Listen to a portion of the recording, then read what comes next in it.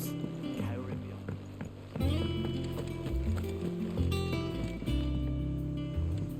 Back again, Lord Rosfield. I'm touched that you should find me such good company. It is not your company, but your counsel that I seek on this occasion. Ever the charmer. What will it be today, then? The Iron Kingdom. I need to know what to expect. You'll soon be setting sail for Drake's Breath, then, I take it. The mother crystal that rises from the boiling sea. There was a time when a true-blooded Rosarian had only to brave the waves to visit it. But then the Ironblood made their move.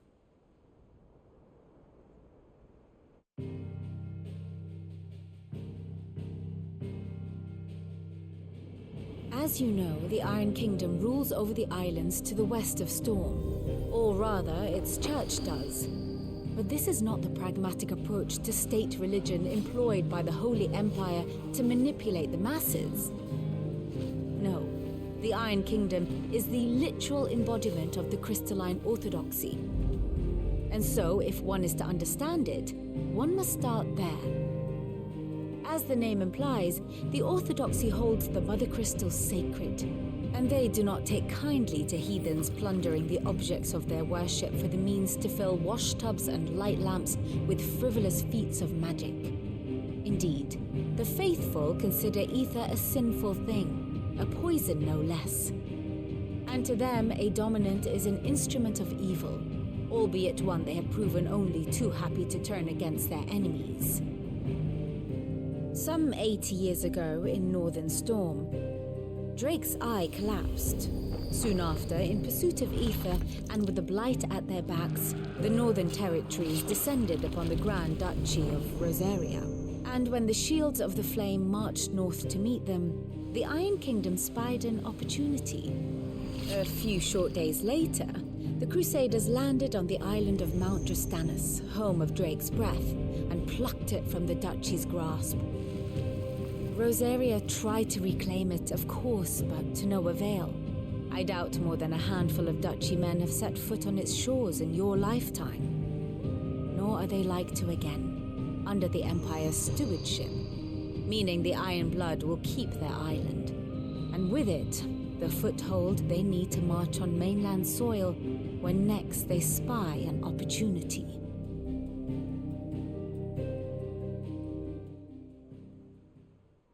The Mother Crystal is both the object of the Iron Blood's worship and their gateway to the continent, making Drastanus the holiest of holy grounds, from which the Orthodox Crusade shall one day sail forth to claim the remaining Mother Crystals, or die trying. My father and my grandfather both traded blows with the Iron Blood for control of Drake's Breath.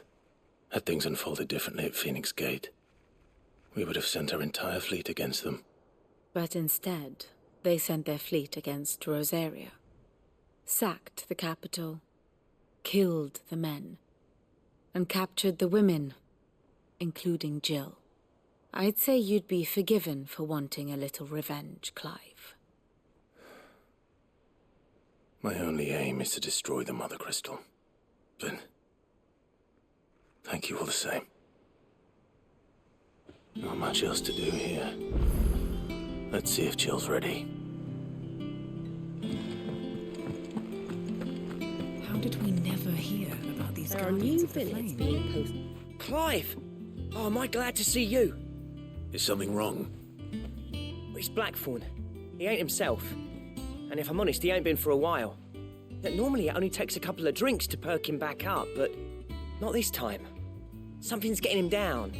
And whatever it is, he ain't telling. It's like he's lost his spark, you know? He's barely got enough fire in his belly to get the ump about stuff. But I'm thinking he might if we both bent his ear, because he respects you, innit? So, what you say? Fine. If you think it will help. I knew you'd understand. But if he doesn't want to talk, we let him be. He'll open up when he's ready. All right.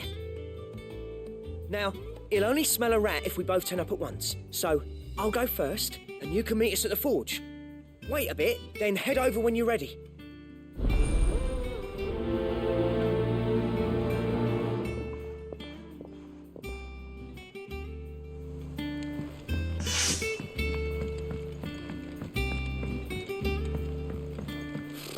Typical nobles.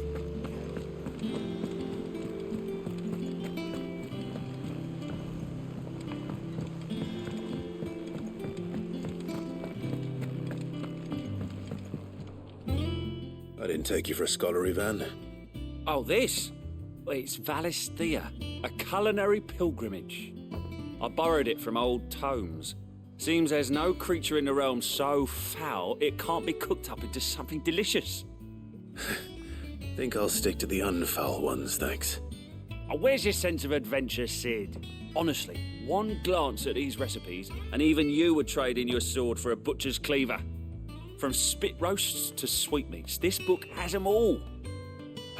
What I wouldn't give to bring these recipes to life. If it's my blessing you're hoping for, then by all means. Well, I'm no hunter, Sid. The first tunnel worm I came across would be the death of me. But you're made of sterner stuff. Would you help me resurrect one of these recipes? Something tells me you won't be taking no for an answer. Fine, I'll help.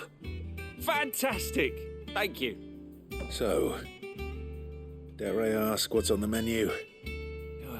Chance's Stew. It was once a favourite among the gourmands of Oriflamme, if the author is to be believed.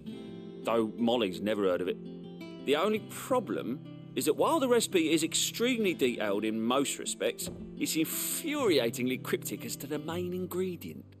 A beast, no doubt. Most likely something that would make easy work of a simple cook with more broth than brawn, but unwanted violets. I've no idea what they might be. Does the book say anything else? Well, only that the sweetest violets sprout atop the bed of roses. Roses. Rosaria, perhaps? One of the butchers in Martha's Rest might know something. I'll ask next time I'm there.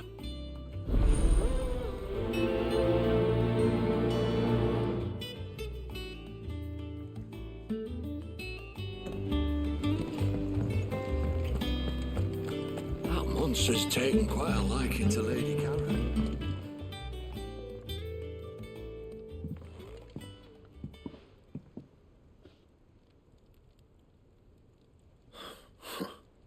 First August, and now you. What are you pair up to? What's it got to do with me? August was worried that something had been weighing on your mind. I thought you might want to talk about it. Did you now? I told you not to stick your nose in my business. What'd you go and do? Clive just wants to help, innit? What's so bad about that? Talk to him. You never know, you might feel better for getting it all out in the open. Please, mate. I'm worried about you. Phil shut you up. It's nothing really. Stupid. Not the sort of thing you bother people about. Why don't you tell us all the same?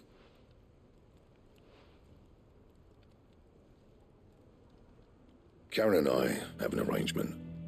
I keep an eye on Goots, and she shows me what the competition's up to. Interesting arms and armor, things like that.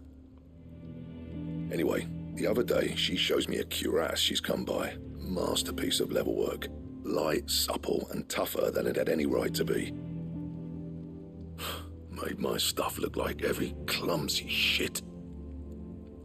I should have brought the bastard thing there and then just to study it, but I was too proud.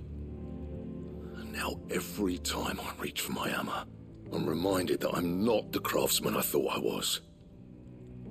There. You happy? You got what you came for. Now piss off. All right. We're going.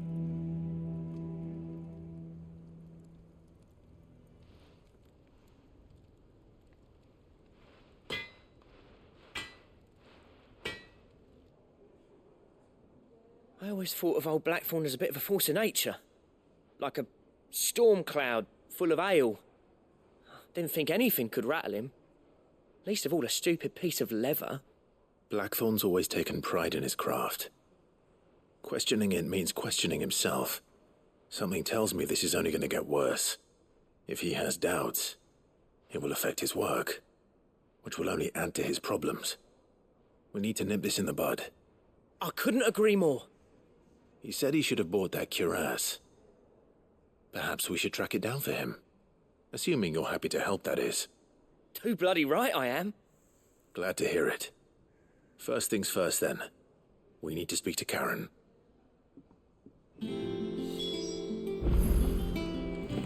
That monster's taken quite a lot. Charon, do you have a moment? Blackthorne mentioned that you'd recently come by a leather cuirass. An exquisite example of the craft, from what he told us. And he ain't been himself since he saw it.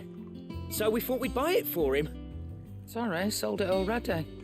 Didn't think Blackthorne cared for it the way he turned his nose up. But it was nicely put together, that's for certain. Even if the bloke who made it is a bit of an odd one. Happened across him on my travels. Makes all his stuff to order, but the fella who commissioned it refused to pay. He didn't like the colour of summit. So I took it off his hands for a fair price. You don't know where we might find him, do you? Like I said, he's a bit of an odd one. Doesn't even have a workshop. He don't trust hunters neither, which means he spends as much time out tracking beasties as he does working their hides. I see. He did tell me something, though. Apparently, his next commission's for a set of griffin hide greaves. Here, there's a griffin on the hunt board. The curse breakers were placing bets on who'd bag it. Now, where the bleeding hell was excited? Somewhere in Sambrec, maybe. Caer Norvent, that was it. Thank you, Charon. We'd be lost without you. At least you admit it. So, it sounds like going after that griffin might be the best chance we have of finding our roaming leatherworker. I'll leave the hunting to you if you don't mind.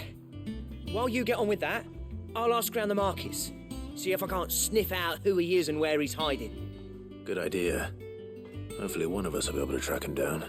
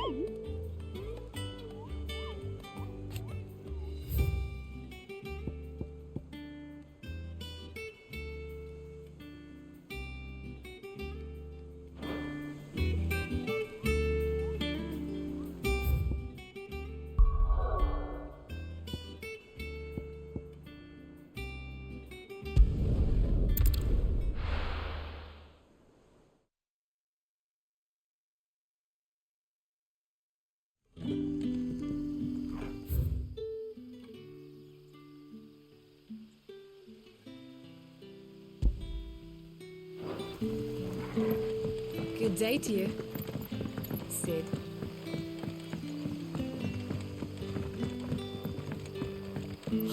The crystals we get from the Taylor Walker.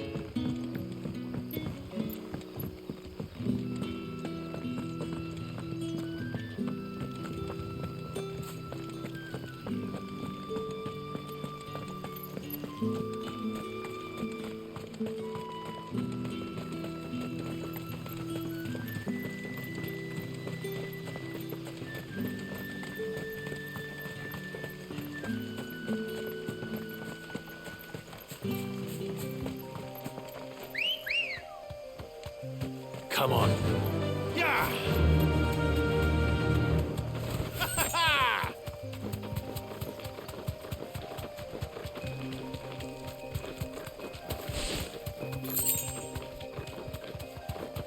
Careful. Time to fight.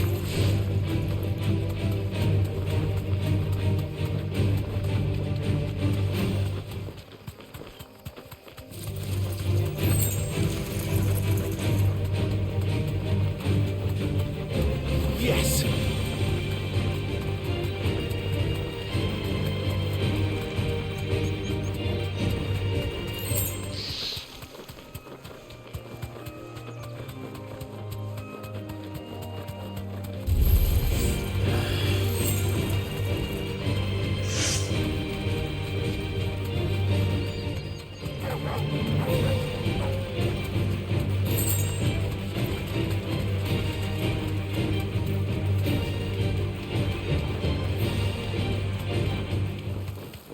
Griffins don't exactly make for easy prey. Let's hope our craftsman hasn't bitten off more than he can chew.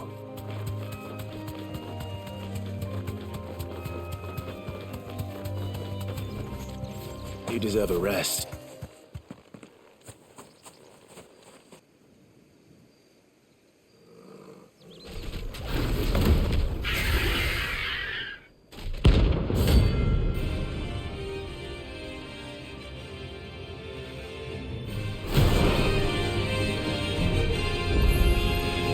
Leatherwork will have to wait.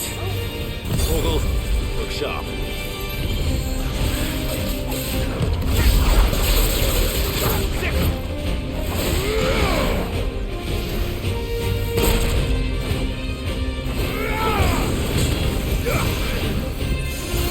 Too slow.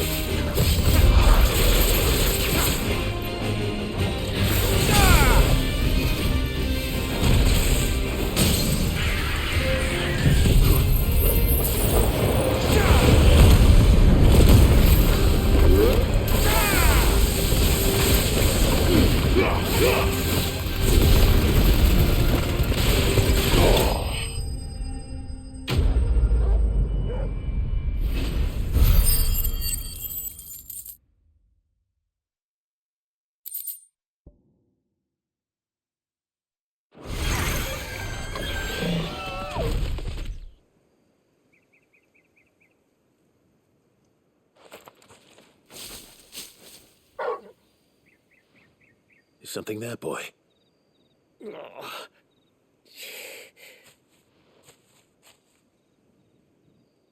Could that be our man? Are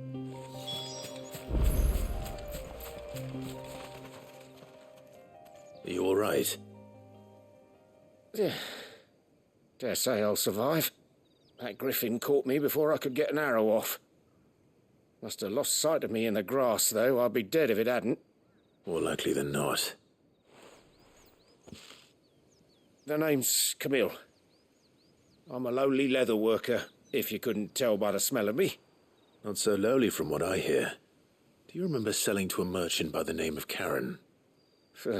She's not an easy woman to forget. bought a cuirass from me after I lost my buyer. Quite taken with my work, as far as I recall. Didn't stop her bartering me down to a pittance, though. She sent you for a refund? It's not her who sent me.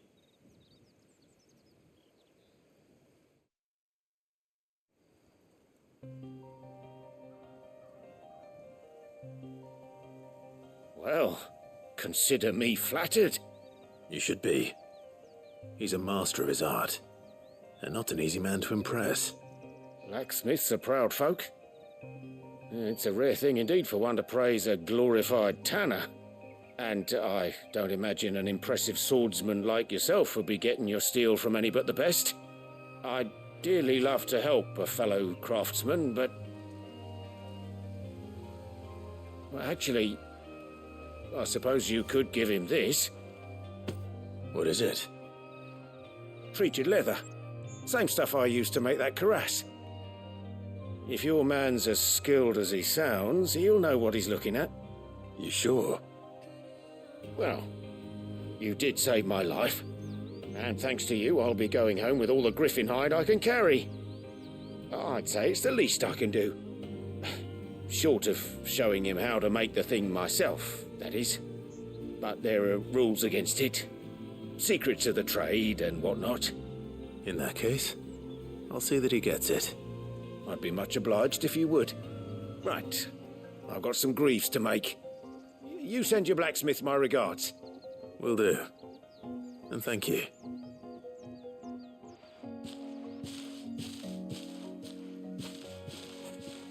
Hopefully this will sweeten Blackthorne's mood.